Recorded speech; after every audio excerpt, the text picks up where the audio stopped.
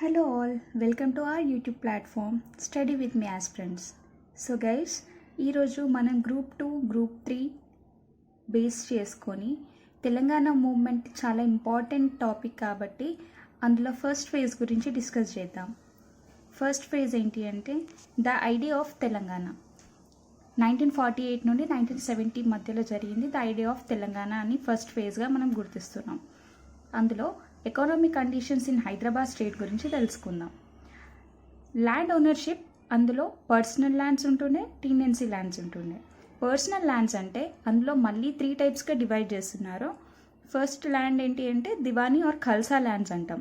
The lands which give revenue to the government are called Diwani or Khalsa lands.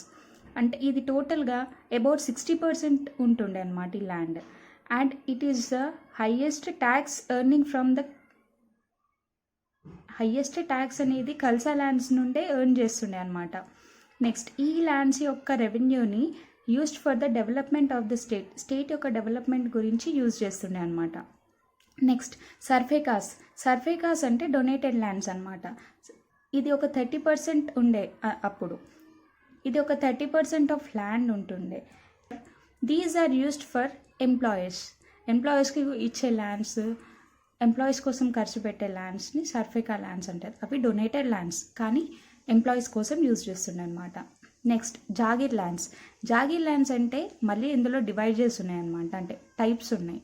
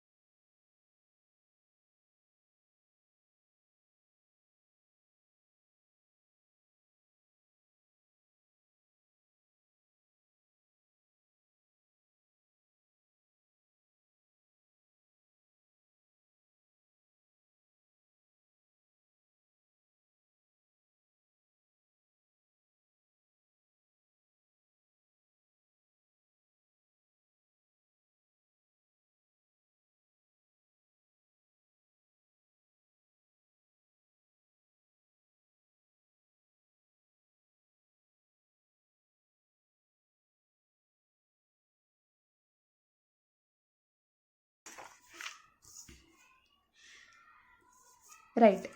Jagirdari abolition act on 1949 August 15, 1949 రోజు jagirdari abolition act అనేది అయిందనమాట. 18 crore rupees given by the government to jagirdars and collected the lands. 18 కోట్ల రూపాయలు government జాగీర్దార్స్కి ఇచ్చేసి వాళ్ళ దగ్గర ఉన్న ల్యాండ్స్ని కలెక్ట్ చేసుకుందనమాట. In 1949 February 6 Nizam Ali Khan hand over the Sarf-e-Khas land to the Indian government. 1949లో February 6 రోజు ఏం జరిగిందంట, నిజాం అలీ ఖాన్ అంటే లాస్ట్ నవాబ్ కదా, ఆయన ఏం చేసిండు, ఆయన దగ్గర ఉన్న సర్ఫేకా ల్యాండ్స్ అన్నిటినీ ఇండియన్ గవర్నమెంట్కి ఇచ్చేసిండు అనమాట. నెక్స్ట్ ల్యాండ్ టైప్స్ ఎన్ని ఉన్నాయన్నారు, 2 టైప్స్ కదా, అందులో టెనెన్సీ ట్యాక్స్ నెక్స్ట్ది. ఈ టెనెన్సీ ట్యాక్స్ అనేది 2/3 tax which is collected by the Nizam. అంటే ఇది ఒక హయ్యెస్ట్ ట్యాక్స్ కలెక్షన్ అనమాట. ఇది టైప్ ఆఫ్ ఈ ట్యాక్స్ ఎట్లా ఉంటుండే అంటే క్యాష్ రూపంలో కానివ్వండి, బెతాయ్ అని అంటాం. అంటే షేర్ ఇన్ క్రాప్, మనం ఏదైనా క్రాప్ ప్రొడ్యూస్ చేస్తే దాంట్లో ఉన్న షేర్ కొంచెం నిజాంకి ఇవ్వాలి అని చెప్పేసి దాన్ని బెతాయ్ అని అంటారు. ఇంకోటి గల్లా మక్తా, ఇది యూనిఫామ్ ట్యాక్స్ అనమాట. బిఫోర్ 1994 షిక్మిదార్ అండ్ అసామీ షిక్మిదార్ అని చెప్పేసి ఉంటుండే. పర్మనెంట్ టీనెన్సీని షిక్మిదార్ అంటారు, టెంపరీ టీనెంట్ని అసామీ షిక్మిదార్ అంటారు. పర్మనెంట్ అని అంటే 12 years, టెంపరీ అంటే 6 years ఉండాలన్నమాట.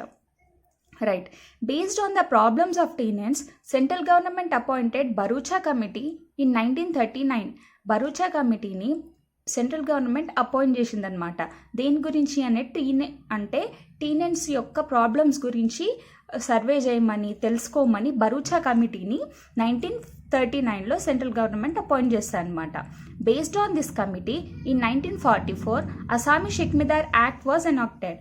అసామీ షిక్మిదార్ అనే యాక్ట్ 1944లో ఎనాక్ట్ అవుతుంది అనమాట, ఇంప్లిమెంట్ అవుతుంది. ఏ కమిటీ ద్వారా, బరూచా కమిటీ ద్వారా. దాని తర్వాత ఈ అసామీ షిక్మిదార్ ఏం చేస్తుందంట, రికగ్నైజ్డ్ ద రైట్స్ ఆఫ్ అసామీ షిక్మిదార్. అసామీ షిక్మిదార్ అంటే టెంపరీ టీనెన్స్ ఎవరైతే ఉంటారో వాళ్ళ యొక్క రైట్స్ని రికగ్నైజ్ చేసేది ఏంటి, అసామీ షిక్మిదార్ యాక్ట్.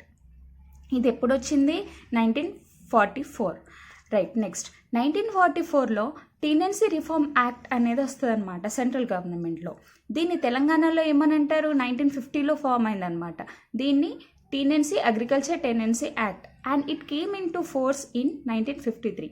1950లో ఈ యాక్ట్ అనేది వచ్చింది, కానీ కేమ్ ఇన్ టు ఫోర్స్ మాత్రం 1953లో. According to Telangana agriculture tenancy act, the tenancy land tax was divided into fertile land, it is 1/3 tax. fertile land ఉంటే 1/3 tax ఉండాలి, నాన్ ఫర్టైల్ ల్యాండ్ ఉంటే 1/4 tax ఉండాలన్నమాట. రైట్. ఇప్పుడు రిమూవల్ గురించి తెలుసుకుందాం. ఒకవేళ ఆ టీనెంట్ని రిమూవ్ చేయాలి అని అనుకుంటే, ఆ ల్యాండ్ పైన వీళ్ళు కౌలు చేసుకుంటారు కదా, ఆ కౌలుదారిని రిమూవ్ చేయాలి అనుకుంటే అసలు ఏముండాలి కండిషన్స్ అని అంటే, if the owner wants to cultivate his own land, ఒకవేళ ఆ owner of the land wants to cultivate, వాడంతట వాడు అది ఒక ప్రొడక్షన్ చేయాలి అని అనుకుంటే, అగ్రికల్చర్ చేయాలనుకుంటే అప్పుడు వీళ్ళని ఈ టీనెంట్స్ని తీసేయొచ్చు అనమాట. Next, if the owner wants to sell his lands, there must be prior consent of టీనెంట్.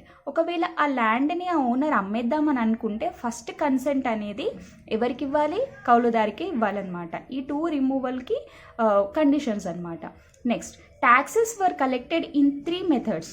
3 methods ఉన్నాయి ట్యాక్స్ కలెక్ట్ చేయడానికి.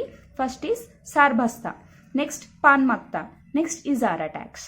సార్బస్తా అంటే ఆక్షన్, వేలంపాట అంటారు కదా, దాన్ని బేస్ చేసుకొని కలెక్షన్ ఉంటుండే అనమాట, ట్యాక్స్ కలెక్షన్ రైట్ అన్నట్టు. Next Pan Maqta uniform taxation. Next Ijara tax ఏంటి అంటే ట్యాక్స్ ఆన్ బ్యారెన్ ల్యాండ్స్, అంటే నార్మల్గా పీడు భూములు ఉంటాయి కదా, దానికి కలెక్ట్ చేసే ట్యాక్స్ని ఇజారా ట్యాక్స్ అని అంటారు. So this is all about the economic conditions in the Hyderabad state అనమాట. Economic conditions of Hyderabad state అయిపోయిన తర్వాత నెక్స్ట్ మనం సాలార్జంగ్ 1 రిఫార్మ్స్ గురించి తెలుసుకుందాం. ఈయన చాలా ఇంపార్టెంట్ పర్సనాలిటీ, ఖచ్చితంగా ఈయన గురించి క్వశ్చన్స్ అయితే ఎగ్జామ్స్లో ఫ్రేమ్ అవుతాయి అండ్ చాలా ఇంపార్టెంట్ అయిన టాపిక్. అండ్ ఆల్సో ఈయన చాలా రిఫార్మ్స్ తీసుకొచ్చాడు హైదరాబాద్లో.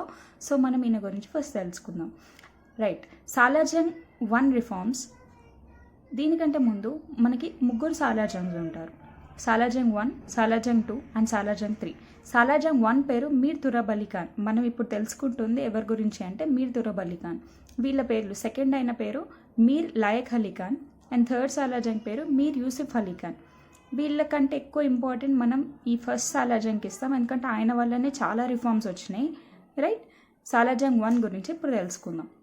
He is the prime minister of Hyderabad state. ఎప్పుడయ్యారు ప్రైమ్ మినిస్టర్ అంటే May 31, 1853లో అయినరు. At the age of 24 years. 24 yearsకే ప్రైమ్ మినిస్టర్ అయ్యారు అనమాట హైదరాబాద్ స్టేట్కి. Next, succeeded by Sirajul Mulk. Sirajul Mulk అనే ఆయన నుండి సక్సీడ్ అయ్యిండు, అంటే లైక్ ఈయన కంటే బిఫోర్, సాలార్జంగ్ 1 కంటే బిఫోర్ వచ్చి ఉన్నది ప్రైమ్ మినిస్టర్గా ఎవరు వర్క్ చేశారు అని అంటే Sirajul Mulk. Next, he was born in 1829 at Bijapur. బీజాపూర్లో 1829లో పుట్టాడనమాట. He was the taluqdar of Medak. Medak యొక్క తాలూక్దార్గా ఆయన ఎర్లీ స్టేజెస్లో పనిచేశారు. డిటన్ అనేట ఆయన ఒక ఫ్రెంచ్ అడ్మినిస్ట్రేషన్ ఎక్స్పర్ట్ అనమాట. ఈయననే సాలార్జంగ్ 1 యొక్క అడ్మినిస్ట్రేషన్ గురువు అనమాట. రైట్. ఇప్పుడు సాలార్జంగ్ 1కి ప్రైమ్ మినిస్టర్ అవ్వడానికి హెల్ప్ చేసిన పర్సన్స్ ఎవరో తెలుసుకుందాం.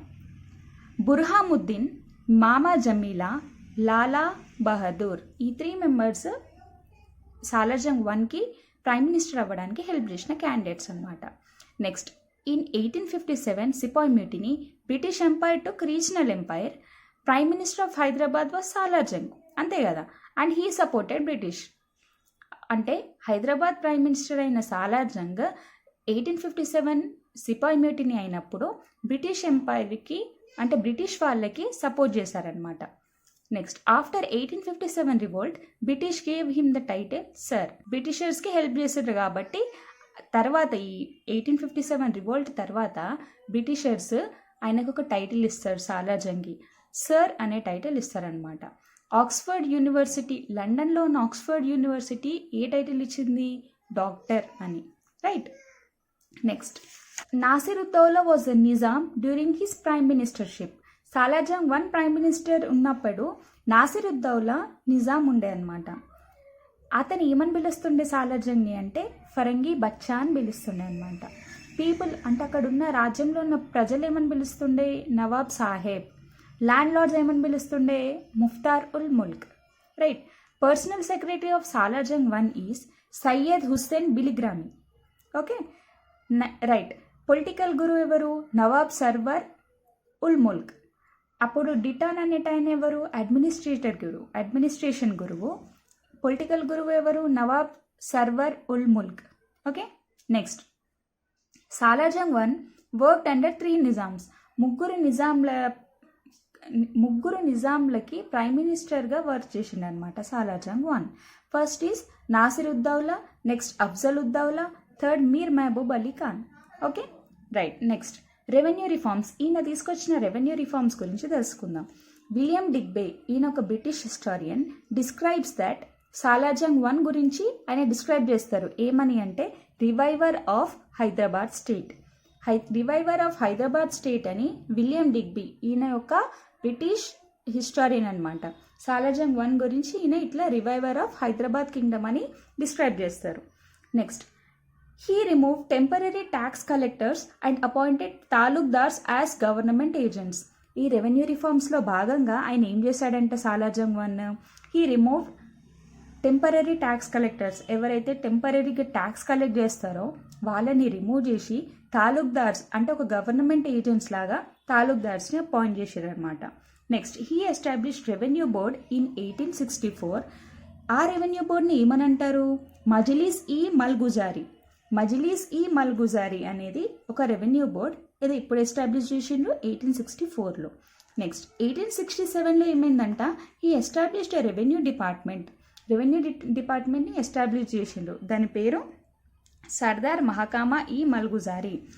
రెవెన్యూ డిపార్ట్మెంట్ పేరు ఏంటి? సర్దార్ మహకామా ఈ మల్గుజారీ. మరి రెవెన్యూ బోర్డ్ ఏంటి? Majlis e Malguzari. Right. Next, in 1867 14 departments were established.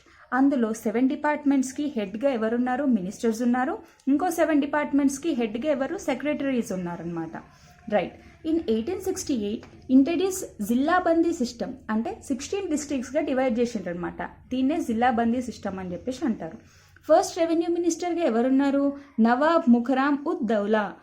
Ministers were called as Sardar ul Miham అని మినిస్టర్స్ని అంటుండే. And first revenue minister was Nawab Mukharum ud Daula. Right. Administrative reforms of Salar Jung 1 యొక్క అడ్మినిస్ట్రేటివ్ రిఫార్మ్స్ గురించి తెలుసుకుందాం. ఆయన ఎట్లా చేసిరంట అంటే కొన్ని డివైడ్ చేసిరనమాట ఆయన ఎంపైర్ని. ఫస్ట్ కింగ్డమ్కి హెడ్ ఎవరు? నవాబ్ ఆర్ నిజాంని అసిస్ట్ చేసేది ఎవరు? వాజిర్. ప్రైమ్ మినిస్టర్ని వాజిర్ అంటుండే అండ్ ఫైనాన్స్ మినిస్టర్ని దివాన్ అంటుండే. ఇట్లా వీళ్ళకి అసిస్ట్ చేయడానికి, నిజాంకి అసిస్ట్ చేయడానికి వీళ్ళిద్దరు ఉంటుండే. కింగ్డమ్ వాజ్ డివైడెడ్ ఇంటూ సుబాస్ ఎవరు? ఎన్ని ఉంటుండే? 4 ఉండే. సుబా యొక్క హెడ్ ఎవరు? సుబేదార్. మళ్ళీ సుబా తర్వాత నెక్స్ట్ డివిజన్ ఏముంటుండే అంటే జిల్లా అంటే 16 డిస్ట్రిక్ట్స్గా డివైడ్ చేసిండ్రు. రెవెన్యూ డిపార్ట్మెంట్కి హెడ్ ఎవరు? అవ్వాం తాలూక్దార్. లా అండ్ ఆర్డర్కి ఎవరు? దోయిం తాలూక్దార్. రైట్. నెక్స్ట్ 4 సుబాస్ అన్నాం కదా, అందులో ఔరంగాబాద్ సుబా, రాయచూర్ సుబా, వరంగల్ సుబా అండ్ మెదక్ సుబా, ఇట్లా 4గా డివైడ్ చేసిండ్రు. మరి ఈ ఔరంగాబాద్ సుబాలో ఏవేవి ఉండే? ఔరంగాబాద్, పర్బానీ, నాందేడ్, బీర్. ఈ 4 ఔరంగాబాద్ సుబాకు వచ్చినాయి అనమాట. నెక్స్ట్ రాయచూర్ సుబాలో ఏమేమి ఉండే? రాయచూర్, గుల్బర్గా, దారాషివా, బీదర్, లింగ్షుకర్. ఈ 5 అనేవి రాయచూర్లో ఉంటుంది. నెక్స్ట్ వరంగల్కి ఏంటి?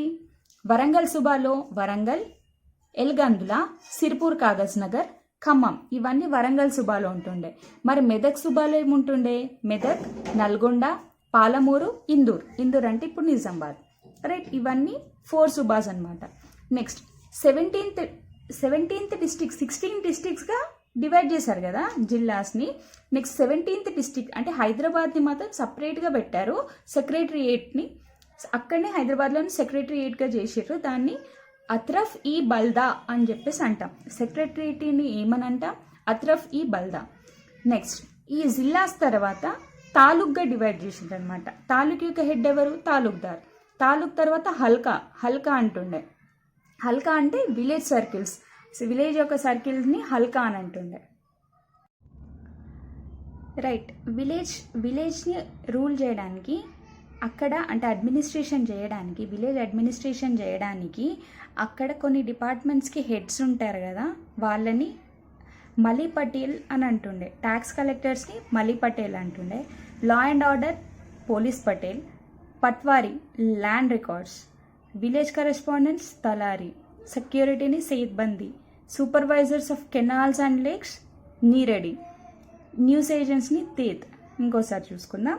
మలీ Patel tax collector, police Patel law and order, Patwari land records, Talari village correspondents, Sethbandi security, Neeradi supervisor of canals and tanks, Deth news agent. Next, police reforms of Salarjung I. Police reforms were established in 1869. Police department called as Mahakama-e-Kotwali. దీని యొక్క head ఎవరు అనంటే Sardar ul Miham Kotwali. First person to become Sardar ul Miham Kotwali was Shamsher Jung Bahadur. He is also the first home minister. Next, police forces are called as Nizamat. District police forces are called as Sowars. ఈ రెండింటిని కలిపితే జమేదార్స్ అంటారు. నెక్స్ట్, group of విలేజెస్ని చౌకీస్ అంటాం. And each chowki has a SI. Group of chowki circles హెడ్ని CI అంటారు, అమీన్ అంటారు. డిస్ట్రిక్ట్ హెడ్ని మొహత్ అమీన్ అంటారు. సుబా హెడ్ని నయాబ్ సర్దార్ మొహలత్ అమీన్ అంటారు. Right. Next, judicial reforms of Salar Jung I. Salar Jung I యొక్క జ్యుడిషియల్ రిఫార్మ్స్ గురించి తెలుసుకుంటున్నట్టయితే ఒక కోర్ట్ని ఎస్టాబ్లిష్ చేసిండ్రు. ఈ కోర్టులో ఏంటి అని అంటే రాయల్ ఫ్యామిలీ మ్యాటర్స్ని మాత్రమే డీల్ చేస్తారనమాట. ఇది 1853లో ఎస్టాబ్లిష్ అయింది. ఈ కోర్ట్ పేరు అదాలత్-ఈ పాదుషాహి అని అంటారనమాట. In 1869 judicial department was established. Judicial department ఎప్పుడు ఎస్టాబ్లిష్ అయిందంట? 1869లో. And first time headed by Bashiruddaula. Bashiruddaula అనే he is a law minister also. Bashiruddaula head చేసిండనమాట ఈ డిపార్ట్మెంట్కి. Head Bashiruddaula. In 1890 high court was established with 1+5 judges అనమాట. హైకోర్ట్ ఎంతమంది జడ్జెస్తో ఉంటుండే? 1+5. 1890లో హైకోర్ట్ని ఎస్టాబ్లిష్ చేసిండ్రు. చీఫ్ జడ్జ్ని మీర్ ముజ్రీస్ ఈ అంటుండే. జడ్జెస్ని రుకుమ్స్ అంటుండే. జ్యుడిషియల్ అడ్వైజర్స్ని ముషీర్ కానూన్ అని అంటారనమాట. Next, religion matter dealt in a court called as Mahakama e Adalat. Mahakama e Adalat అనే కోర్టులో రిలీజియన్ మ్యాటర్స్ గురించి చర్చిస్తుండే అనమాట. కోర్ట్స్ ఎట్లా డివైడ్ అయినాయి? Civil and criminal. తాలూక్ డివిజన్లో బుజంగ్, కురుత్. జిల్లా డివిజన్లో దివాన్-ఈ-అదాలత్, ఫౌజ్దారీ-ఈ-అదాలత్. సుబాలో హైకోర్ట్, మహకామా-ఈ-సదర్ అని అంటుండే. కింగ్డమ్ సుప్రీంకోర్టు ఉంటుండే. మజ్లీస్-ఈ మురాఫా. రైట్. ఇవన్నీ జ్యుడిషియల్ రిఫార్మ్స్ అనమాట. నెక్స్ట్ ఎడ్యుకేషనల్ రిఫార్మ్స్కి వచ్చినట్టయితే 1834లో చర్చ్ ఆఫ్ ఇంగ్లాండ్ నుండి ఒక organisation establish a school in Hyderabad. స్కూల్ని ఎస్టాబ్లిష్ చేసిండ్రు అనమాట హైదరాబాద్లో 1834లో. 2 మదర్సాస్ ఎస్టాబ్లిష్ చేసిండ్రు. మదర్సాస్ అంటే Islamic teachings associated with mosque. Right. మదర్సాస్ని ఏమని అంటారు అని అంటే రాయల్ బ్లడ్కి టీచింగ్ చేసే మదర్సాని మదర్సా-ఈ-ఐజియా. మదర్సా-ఈ-ఐజియా ఇది రాయల్ బ్లడ్కి. మదర్సా-ఈ-ఆలియా ఈజ్ అఫీషియల్స్కి. రైట్. ఈ 2 మదర్సాస్ని ఎస్టాబ్లిష్ చేసిండ్రు అనమాట.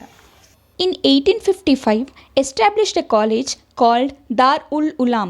Dar-ul-Ulam అనే కాలేజ్ని 1855లో ఎస్టాబ్లిష్ చేశారనమాట.